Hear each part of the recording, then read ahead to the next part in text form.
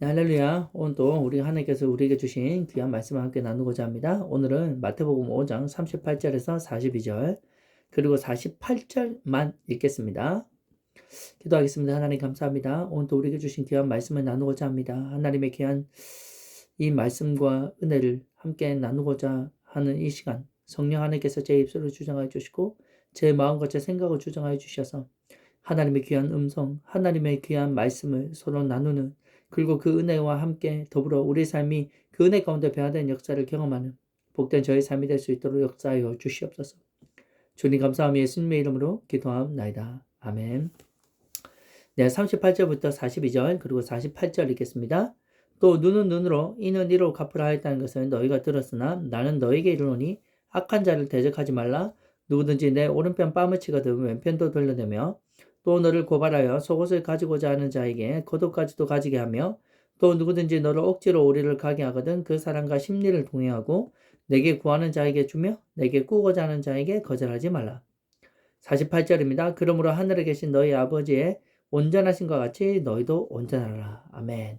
이 43절부터도 너무나 중요한 말씀이 있는데 오늘 그 말씀도 함께 언급하고자 합니다. 오늘 제목은 너희도 온전하라 라는 제목입니다.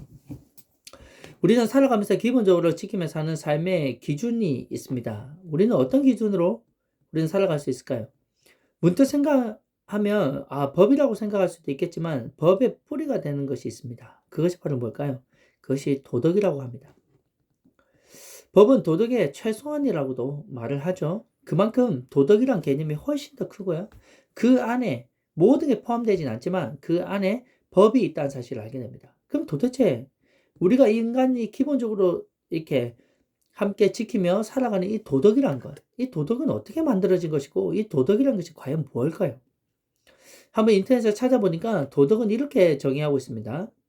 자연 환경의 특성에 따라 순응하고 각기 그 집단과 더불어 생활하여 온 인간이 한 구성으로서 살아간 방식과 습속에서 생긴 것이다. 즉 생활 양식, 생활 관습의 경험에서 인간 집단의 질서나 규범을 정하고 그것을 엄격하게 지켜나간 데서 생긴 것이라고 말을 하고 있습니다. 그렇기 때문에 이 도덕은요, 어떤 자연 환경에 사느냐에 따라서 그리고 어떤 집단이 그 더불어 생활하는가에 따라서 그 구성원들 간에 살아왔던 삶의 방식과 습속, 그러니까 그 상의 관습의 경험에서 그 집단에서 인간들이 지켜야 되는 질서나 규범을 엄격하게 정하고 그것을 이제 지켜나간 데서 생긴 것이 도덕이라고 말을 하고 있기 때문에 여기서 말하는 이 도덕은 너무나 중요하고 귀한 것이지만 집단 가운데는 너무나 귀한 것이지만 이 도덕에는 가장 큰 문제점이 있는 것을 알게 됩니다. 이 도덕은요, 자연 환경에 따라서 달라지기도 하고 그 사람들의 사는 생활 방식과 특성에 따라 달라지기도 하고 나라와 민족에 따라서 이 도덕의 이 관념과 이 생각과 이것을 엄격하게 지켜나가는 것이 서로 다 다르다는 것을 알게 됩니다. 물론 어떤 악한 것, 그러니까 뭐 훔친다거나 누굴 때린다거나 어떤 뭐 다른 사람에게 뭔가 상해를 입힌다든가 이런 것들은 도덕적인 비슷한 것이 많이 있지만 그렇다고 해서 우리나라의 도덕의 기준을 가지고 다른 나라의 도덕의 기준으로 삼을 수는 없다는 거죠. 왜냐하면 그 나라와 그 민족의 특성이 있고 그 자연 환경의 특성이 있기 때문에 이 도덕이란 것은 절대적인 우리 삶의 모든 구성원들의 절대적인 삶의 기준은 될 수 없다는 겁니다. 하지만 도덕은 너무나 중요합니다. 그리고 많은 사람들에게 나타나는 어떤 한 가지의 특징 중에 한 가지가 있는데요. 그것은 바로 뭘까요? 도덕의 안에 좀 포함되어 있는 것 같기도 보이는 것이 바로 양심입니다. 사람은 어떤 죄를 짓거나 어떤 잘못된 행동을 하면 양심이란 것이 작동을 합니다. 그래서 갑자기 가슴이 뛰거나 두려워하거나 또 걱정과 염려가 되기도 합니다. 그것을 저지르고 난 후에 다가올 어떤 일들에 대한 어떤 걱정과 두려움이 막 몰려오는 것도 있죠. 잠을 못 잔다거나 정말 가슴에 뭔가 찔려서 도저히 참을 수 없는 그런 시간, 견딜 수 없는 시간을 가진 것이 바로 양심이란 것입니다. 하지만 우리가 도덕과 윤리, 이 모든 양심이 우리 모든 삶의 절대적인 기준과 절대적인 선을 나타낼까요? 그렇진 않다는 거죠. 그렇다면 우리 그리스도인들, 우리가 진짜 살아가야 되는 어떤 절대적인 기준과 선이 있을까요? 네, 있습니다. 우리를 절대적인 진리와 절대적인 선, 절대적인 기준인 하나님의 말씀이 있다는 것을 우리는 알아야 됩니다. 어떤 사람들은 기준은 전부 다 상대적이다. 네, 맞는 말이죠. 그 앞에 절대라는 것을 붙일 수가 없다라고 얘기합니다. 하지만 우리 인간이 기본적으로 우리가 살아가면서, 그리고 인간이 지켜야 될 것, 그리고 인간이 모든 시간이 지난날지라도 절대 변하지 않는 진리가 있고 절대적인 선이 있으며 절대적인 기준이 있다는 사실을 너무나 모른 채 그렇게 살아간다는 거죠.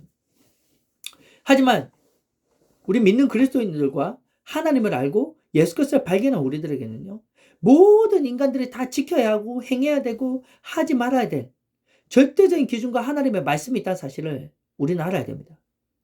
그렇기 때문에 이 하나님의 말씀, 또 놀라운 것은 무엇일까요?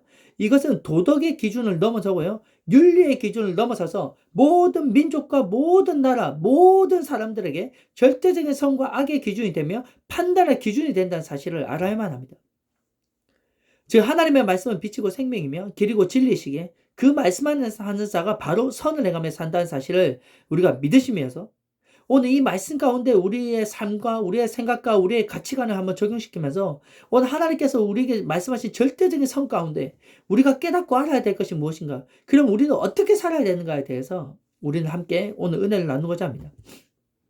서로는 이렇게 도덕에 대한 설명, 그리고 이것을 설명을 드린 이유는 바로 오늘 말씀을 읽을 때요, 우리가 아는 도덕적, 윤리적으로 접근할 수가 없을 뿐만이 아니라 우리는 도무지 할 수 없는 말씀을 예수님께서 하십니다.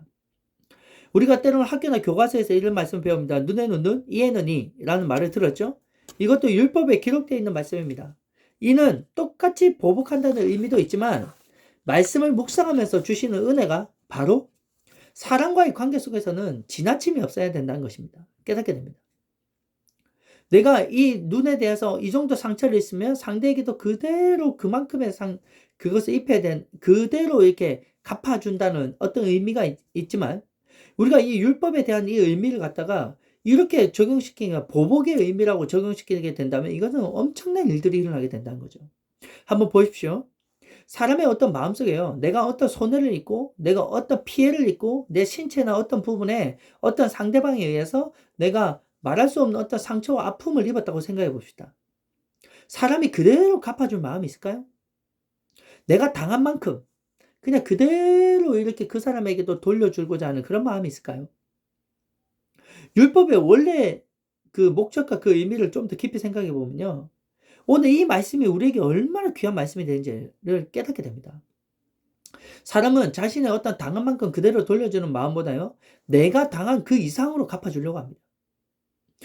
당신이 나에게 이런 상처를 입혔을 때요, 나는 그 사람에게 너도 한번 당해봐라는 그런 마음을 가지고요, 그보다 더 큰 걸로 갚으려고 합니다.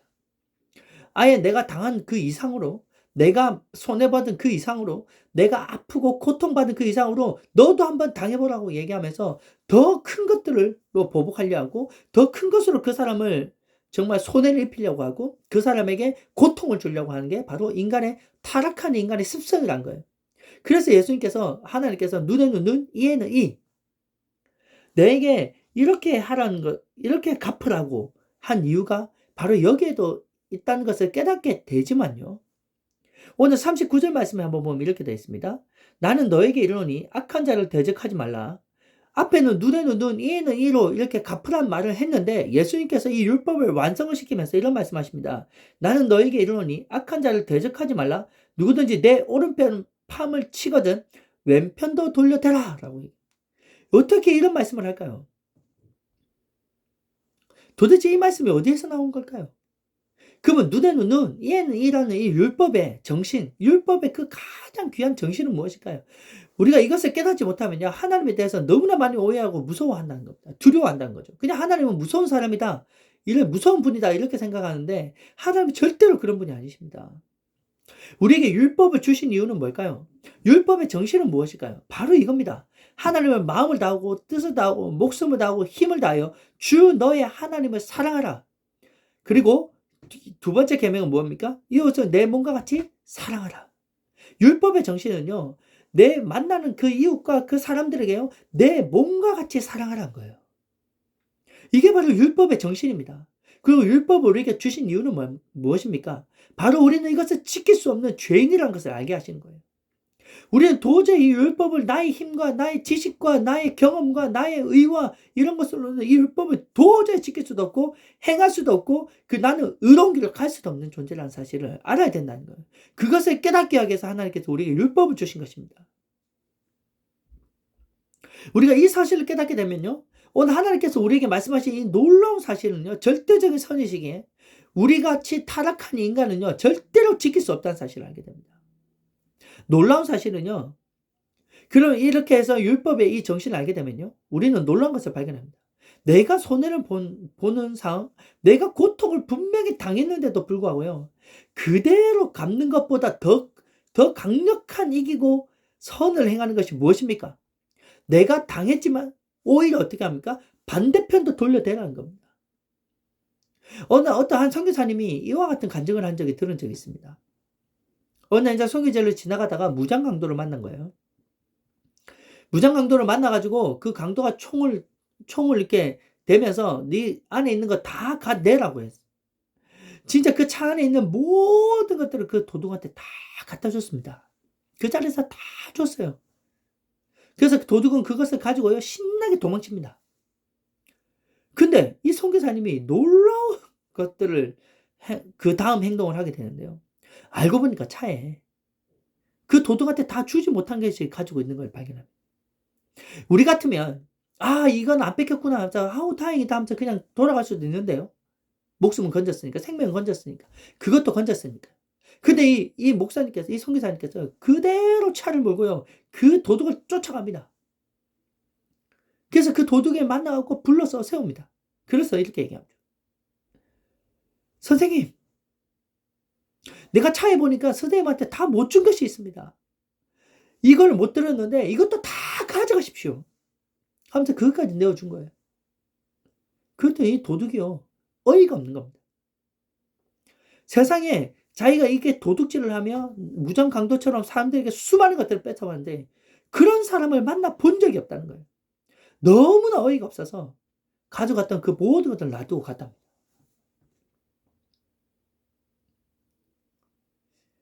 이게 우리가 생각하고 우리 이성적으로 이게 이해가 되는 말씀입니까? 이게 이해가 되는 행동일까요? 우리 믿는 그리스도인들에게 이와 같은 놀라운 은혜가 있고 그런 삶이 있다는 사실이에요. 보십시오. 너를 고발하여 속옷을 가져오자 하면 속옷뿐만 아니라 겉옷까지도 죽어요. 누구든지 억지로 오리로 가자 하면 심리까지도 가게 하고요. 내게 구하는 자에게 그냥 주랍니다. 내게 구고자 하는 자에게 거절하지 말래요. 도대체 이와 말씀을 우리가 어떻게 지키며 행할 수가 있을까요?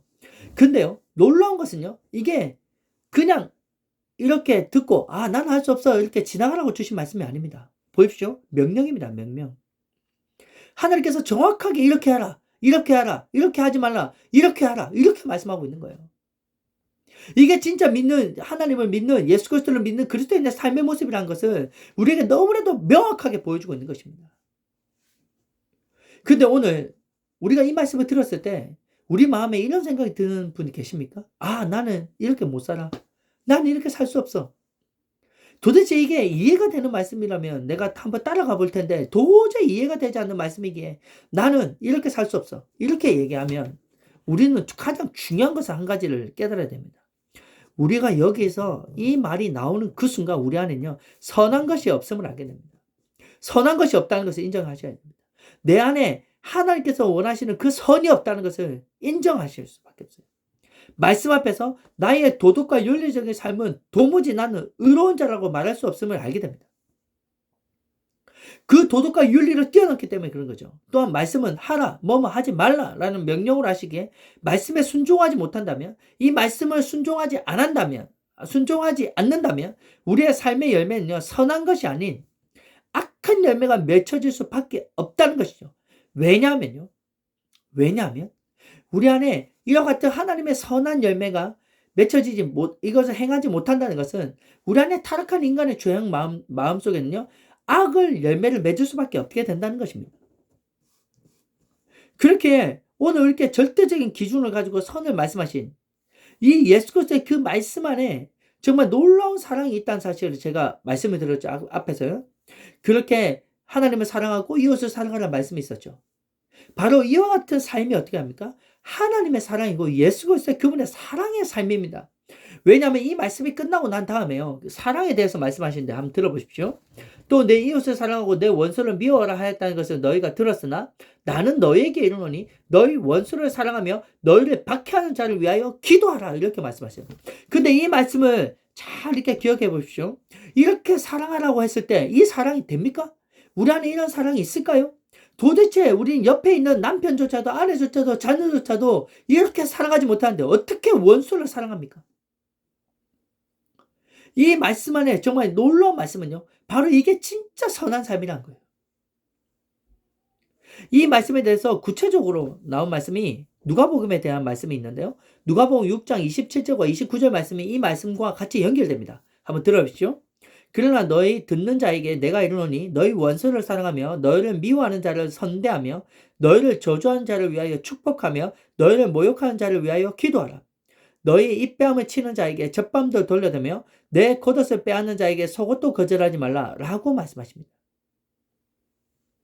그렇다면 오늘 이렇게 절대적인 기준에 대한 말씀을 하시며 오늘 이 말씀을 우리에게 하시는 이유가 뭘까요? 왜 그리스도인들에게 도저히 우리가 할 수도 없을 것 같은 도무지 우리가 순종하기도 힘든 왜 이 말씀을 우리에게 주시는 것일까요?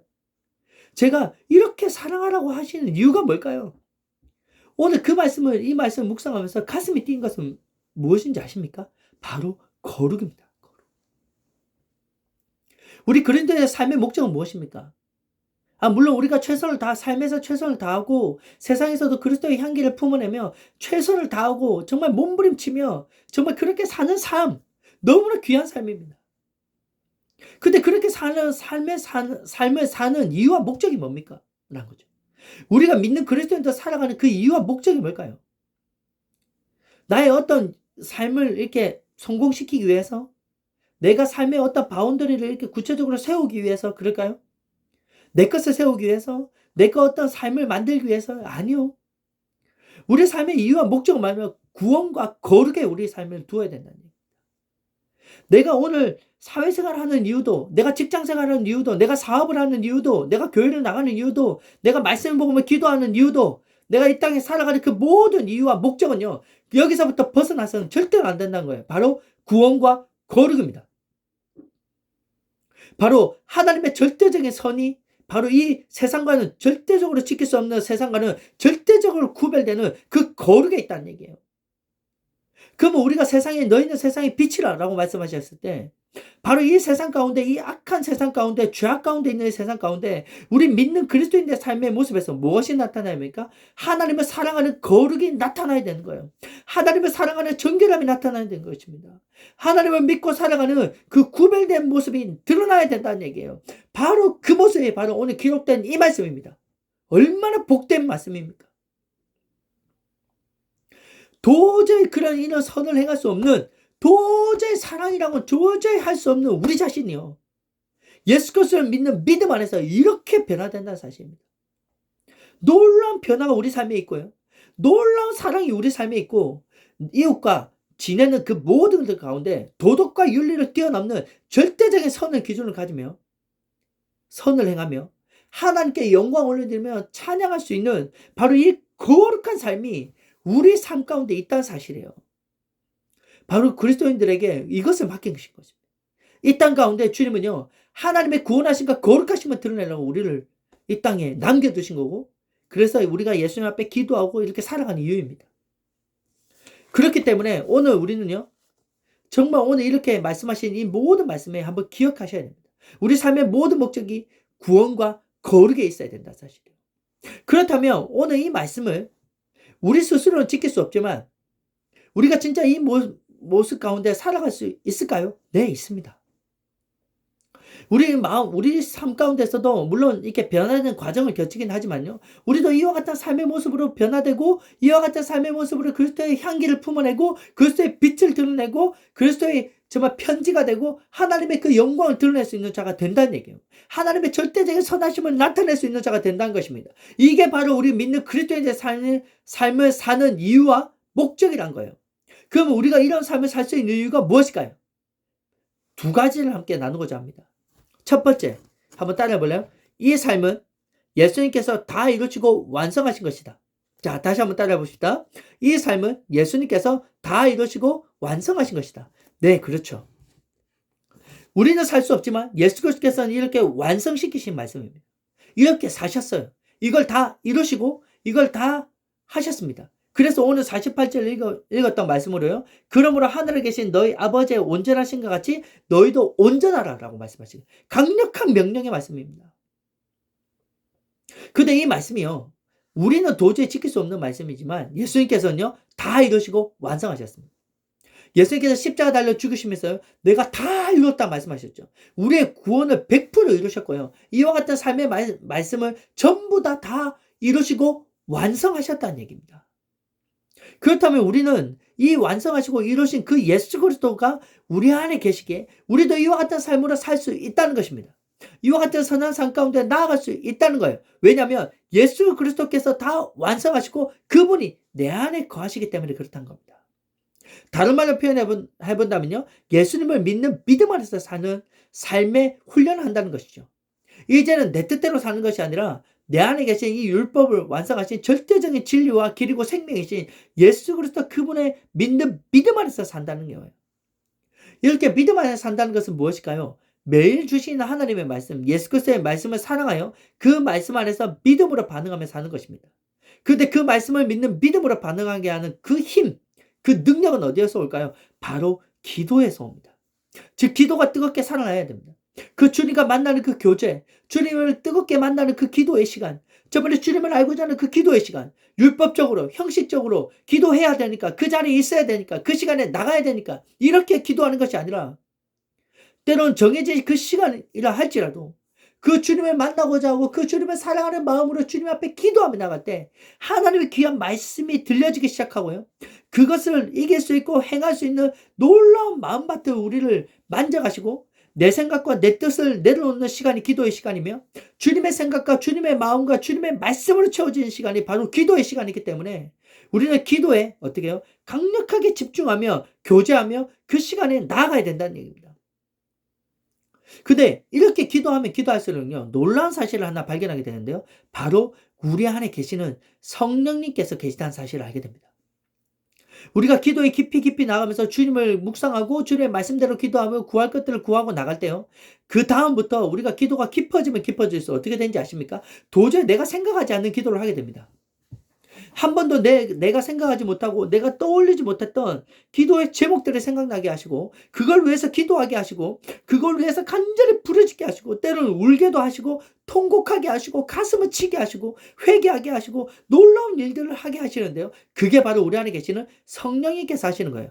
왜냐면요. 우리 안에 있는 그 성령님을 우리가 구하고요. 우리가 환영하고 그 성령님께 기도의 제목을 구하고 우리가 그분에게 맡기고 기도하기 시작하면요. 이 기도의 깊이가 깊어지면서 우리가 다른 성도님들을 위해서 기도할 때도 나라와 민족을 위해서 기도할 때요. 내가 도저히 생각하지 못한 기도가 일어나기 시작하는 것입니다. 그것은 내가 하는 기도가 아니라 내 안에 가신 성령님께서 내가 하는 기도를 도우시고 우리의 연약함을 도우시고요. 우리를 대신해서 통곡하시는 기도가 그 성령님께서 우리에게 주시는 기도 가운데 나가게 된다는 얘기예요. 근데 이렇게 성령님께서 원하시는 기도 가운데 우리가 들어가기 시작하면 놀라운 걸 깨닫게 되는데요. 바로 그 성령님께서 하시는 기도가 바로 하나님의 뜻대로 구하는 기도이기 때문에 우리는 강력한 기도의 사람으로 나갈 수 있게 된다는 것입니다. 하나님께서는 기도로 구하라, 찾으라, 두드리라 말씀하셨기 때문에요. 그렇게 기도하면 기도할수록 어떻게 됩니까? 우리는 하나님의 사람으로 변화되기 시작하고요. 우리의 마음과 생각과 우리의 심령이 하나님의 사람으로 변화되기 시작한다는 얘기예요. 이렇게 변화되기 시작하면 할수록요. 하나님의 말씀이 달콤하게 들려지기 시작하고요. 그 말씀이 절대적인 선이며 하나님의 말씀을 사랑하기에 그 말씀을 지키고자 하며 행하고자 하는 그 놀라운 그 마음과 그 생각의 변화가 바로 기도를 통해서 성령님께서 시키신 기도를 통해서 일어난다는 얘기예요. 바로 우리가 이와 같은 기도로 나갈 때요. 우리는 예수님께서 완성하시고 다 이루신 놀라운 삶이 우리를 통하여 나타나는 것입니다. 근데 우리가 여기서 깨달아야 될 것은 무엇입니까? 그런 모습이 나타나는 것은 내 모습입니까? 아니요. 내 안에 계신 예수 그리스도 그분의 모습이 우리가 통로가 되어 그대로 그분의 모습이 전해지는 것입니다. 그렇게 내가 자랑할 것이 있습니까? No. 내 이름이 드러날 것이 있습니까? No. 내가 받아야 될 영광이 있습니까? No. 그 모든 영광은 어떻게 합니까? 예수 그리스도께서 받으시는 겁니다. 왜냐? 그분이 내 안에서 행하신 일들이기에. 그분만이 찬양을 받으시고 그분만이 영광을 받으셔야 됩니다. 나는 그저 그분을 드러내는 통로일 뿐이란 거예요. 우리가 이것을 깨닫게 되면 우리는 교만하지 않습니다. 근데 이렇게 살아가면 살아갈수록요, 주님은 우리 삶에 어떤 일들을 행하실까요? 주님께서 우리 삶에 어떤 은혜를 베풀어 주실까요? 이렇게 살면 살수록요, 우리 안에는요, 하나님의 은혜를 경험하게 하고 하나님의 충만함을 경험하게 돼서 그 하나님의 함께 하심과 일하심에 우리는 찬양하며 영광을 돌리는 그 놀라운 은혜를 경험하고 그 완성하신 예수 그리스도 그분의 일들을 다 이루신 그 일들을 경험하며 맛보며 살아갈 수 있는 놀라운 일이 있다는 얘기입니다. 근데요, 여기서 끝날까요? 아니요. 두 번째도 있습니다. 두 번째는 뭘까요? 바로 상을 주십니다.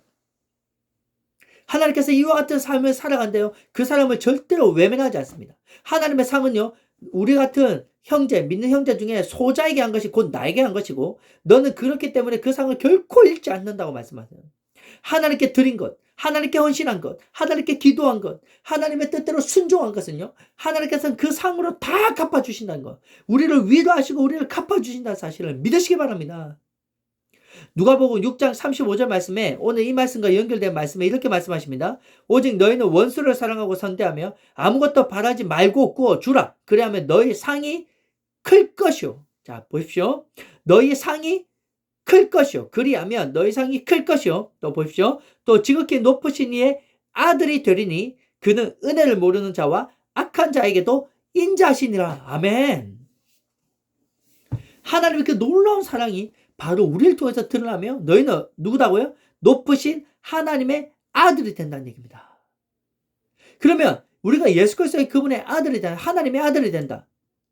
그 하나님의 아들이 되는 권세와 그 영광은 무엇일까요? 그 누림은 무엇일까요? 자, 보십시오. 예수 그리스도께서 받으신 그 영광과 그 누림을 보면 됩니다. 보십시오. 빌립보서 2장 9절에서 11절 말씀입니다. 잘 들어보십시오. 나를 통해서 들어보십시오. 예수님께서 받으신 영광을 함께 받는 건데요. 빌립보서 2장 9절과 11절 말씀을 한번 찾아보겠습니다. 빌립보서 2장 9절과 11절 말씀입니다. 자, 신약성경 319쪽인데요. 자, 오늘 너무나 귀한 말씀입니다. 한번 들어보십시오.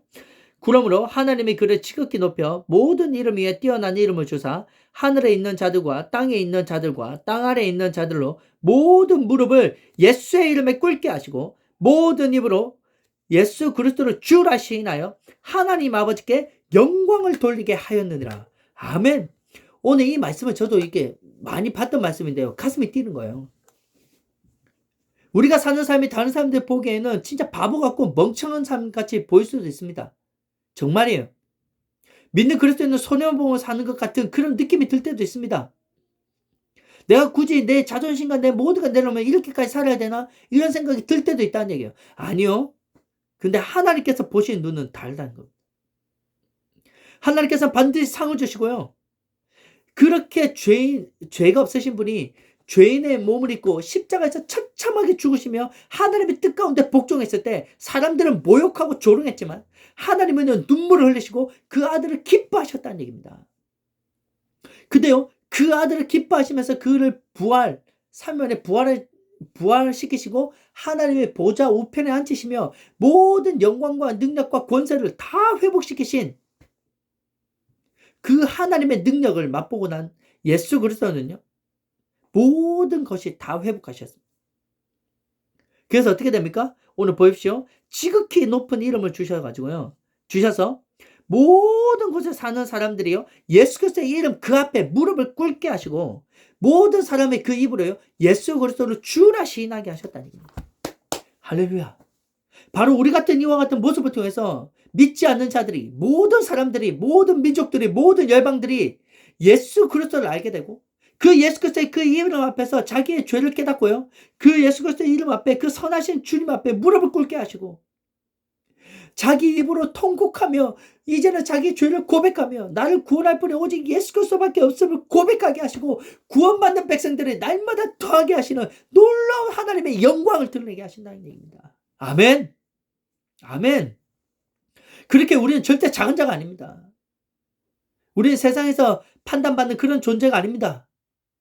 우리는 하나님의 아들이며 우리는 하나님의 자녀이기에 때론 그리고 또한 우리는 하나님의 종이기에 하나님께서 주시는 그 놀라운 영광과 그 은혜를 경험하기 시작하면요, 이와 같은 하나님의 영광과 함께 할 수 있는, 이 하나님의 영광을 누릴 수 있는, 이 하나님의 능력과 권세를 누릴 수 있는 그 놀라운 은혜를 우리에게 주셨다는 사실이에요. 이 하나님의 절대적인 선하심을 나타낼 수 있는 통로가 되게 하셨다는 얘기입니다. 도대체 우리가 어떤 존재이기에 이와 같은 선을 해가며, 이와 같은 영광을 드러내며, 이와 같은 능력을 드러내며, 이와 같은 사랑을 드러낼 수 있는 존재입니까? 바로 하나님 주신 그 은혜로 믿는 우리들 통해서 하나님께서 이렇게 우리에게 행하게 하시고 복을 주셨다는 얘기입니다. 아멘. 그렇게 오늘 이 말씀을 들은 우리 여러분들, 한국교회 모든 성도님과 우리 여러분들, 다시 한 번 더 우리가 세상 가운데 살아가지만 우리는 잊지 않기 원합니다. 우리 삶의 목적은 구원과 거룩에 있다는 사실을. 근데 그 거룩한 삶에는요, 모든 선한, 모든 율법을 완성하신 예수 그리스도께서 우리를 통로 삼아 그분을 드러내게 하시고 그분을 나타내게 하신다는 얘기입니다. 그리고 또한 그것에는 반드시 상이 있으며, 우리는 그분의 은혜와 그분의 영광과 그분의 권세와 그분의 능력을 경험하며, 그것을 날마다 충만하게 경험하며, 이 어두운 세상 가운데 그 하나님의 선하심을 드러낼 수 있는 존재가 된다는 얘기입니다. 오늘 이 하나님의 그 사랑, 하나님의 은혜, 하나님의 거룩하심을 맡겨주신 그 사명을 다시 한 번 더 깨닫고, 오늘도 주님의 말씀 앞에서 때로는 몸부림치며 기도하며, 그래서 하나님의 작은 빛이라도 우리를 통해서 드러날 수 있도록 주님 앞에 자리를 내어드리고, 예수 그리스도로 충만하게 말씀으로 채워지는, 그래서 날마다 주님을 닮아가시는 복된 여러분과 제가 되기를 원합니다. 함께 기도하겠습니다. 하나님 감사합니다. 때론 말씀이 좀 두서도 없었지만 이 중에 한 가지라도 마음에 들어온 말씀이 있다면 그것을 붙잡고 기도할 수 있는 저희가 되기를 원합니다. 전하는 제가 참 너무나 많이 부족하고 요즘에 다시 일을 시작하여 이렇게 말씀을 자주 올리지도 못하고 있지만, 하나님 마음만은 주님께 있으며, 그리고 생각도 주님께 있고, 일하는 곳곳에서도 주님의 그 영광을 드러내고자 때론 성실히 일하며 거룩한 그리스도의 삶의 모습으로 나오고자 항상 그 주님과 함께 있고자 합니다. 하나님, 우리 한거리교회 모든 성도님들과 말씀을 듣는 모든 성도님들, 어디에 있든지 절대 잊지 않고 우리의 삶의 목적이 구원과 거룩에 있음을 날마다 기억하게 해 주시옵소서.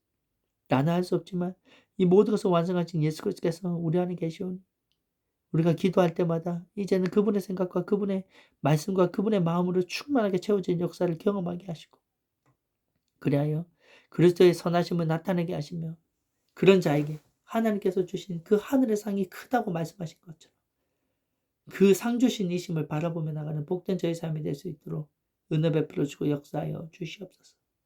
그렇게 일하실 주님을 믿고 감사하며 예수님의 이름으로 기도합니다. 아멘.